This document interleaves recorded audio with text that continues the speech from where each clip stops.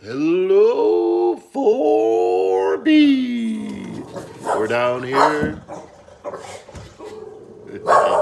That's a dogfish. Lily, no.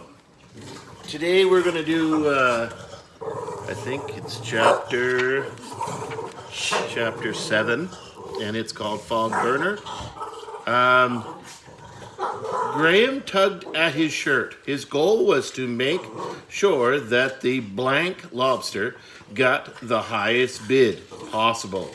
That meant he did not want to run into any of the McDermott's old fishing buddies at Sunset Manor who would be against blank it up for auction.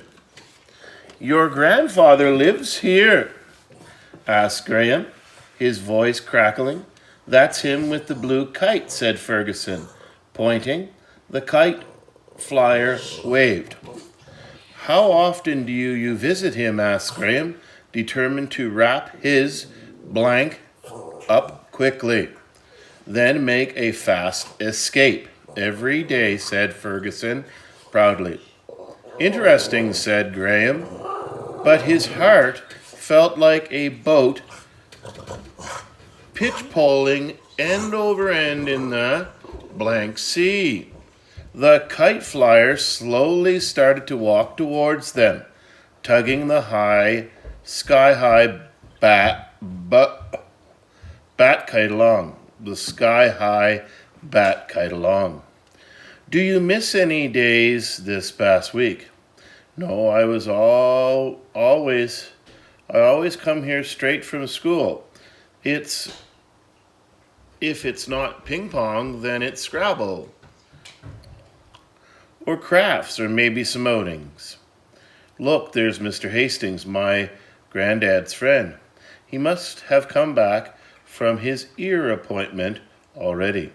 An elderly man wearing a plaid shirt and blue blank hiked up to his armpits, nodded at Ferguson from his lawn chair, then ducked from that suicidal kite. Next page. That was the end of page 69. Ear appointment, repeated Graham, disappointment sinking in. Ferguson could not have been the cactus thief if he had been visiting his grandfather. Mr. Hastings is deaf as a doornail, explained Ferguson, but that doesn't stop him from blank on and on about the boat he used to own. Old fishing stories never die. Graham swallowed. Do you know what the name of his boat was? Graham asked. He could not help himself. His scientific mind just had to know, no matter how he was struggling against the blank. Yes, said Ferguson hasteningly. Something dawn. Crack a dawn, offered Graham. That's it, crack a dawn. And your grandfather, Graham continued after clearing his throat, you say his friends with Mr. Hastings. They were both fishermen, said Ferguson. So your grandfather owned a boat too? Yes, the Fog Burner. Ferguson shaded his eyes from the sun to better view the bait with his death wish. Ferguson's grandfather had almost worked his way to within earshot, bait still swooping magnetically against the mackerel sky. Here he comes now, said Ferguson. Do you want to meet him? Fog Burner, crack a dawn. They were the boats in McDermott's photo. Another time, said Graham, horrified. He spun around and blank. The next day after school, Graham muttered to himself all the way home. He kept thinking about his narrow escape at the senior's residence. Surely it did not matter if his dad had recaptured McDermott's lobster, so there was no point in learning the truth from the two old blanks. When was he talking to himself? Geez Louise, Graham paused when he reached the stretch of road below his house.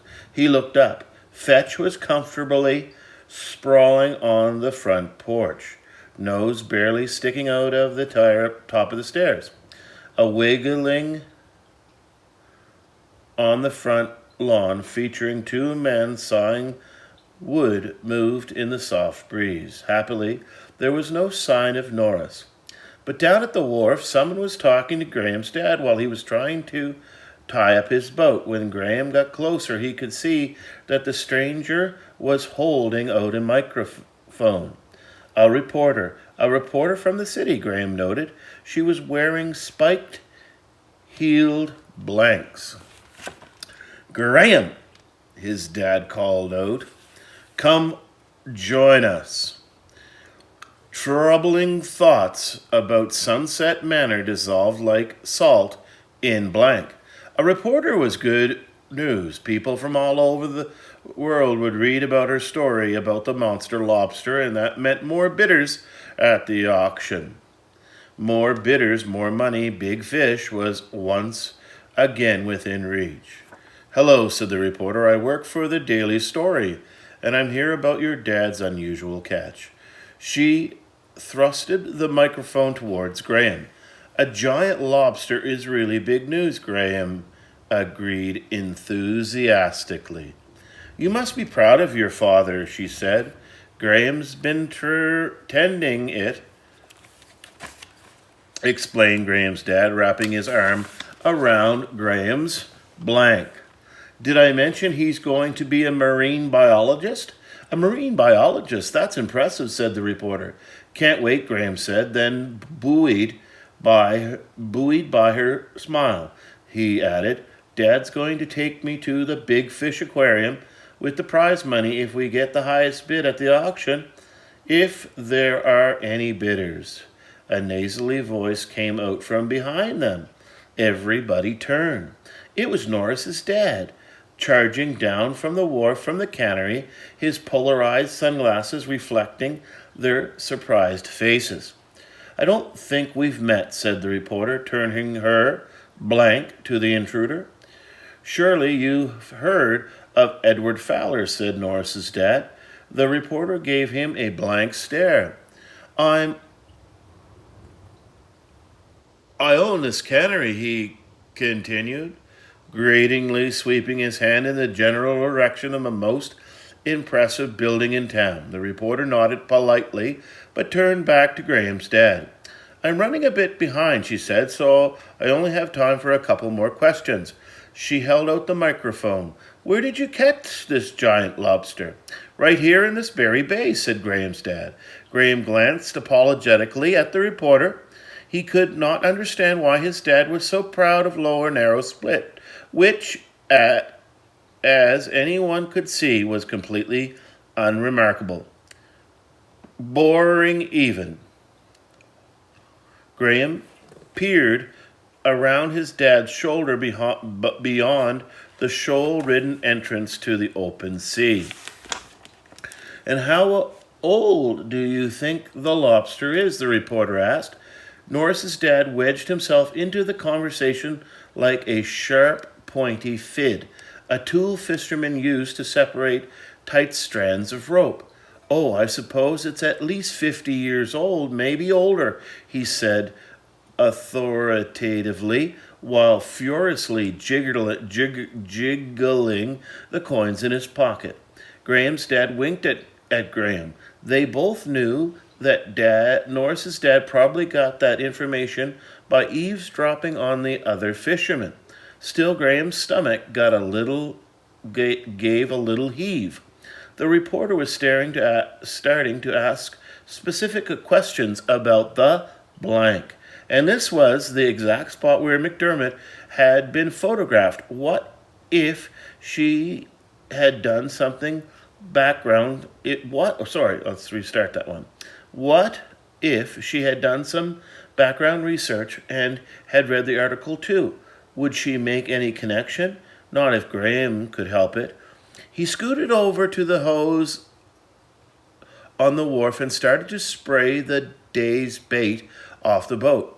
He hoped that the noise would force the reporter to wrap up her interview quickly and return to the city. Water shot in all directions as the spray hit parts of the harmonious too, creating a spectacular racket.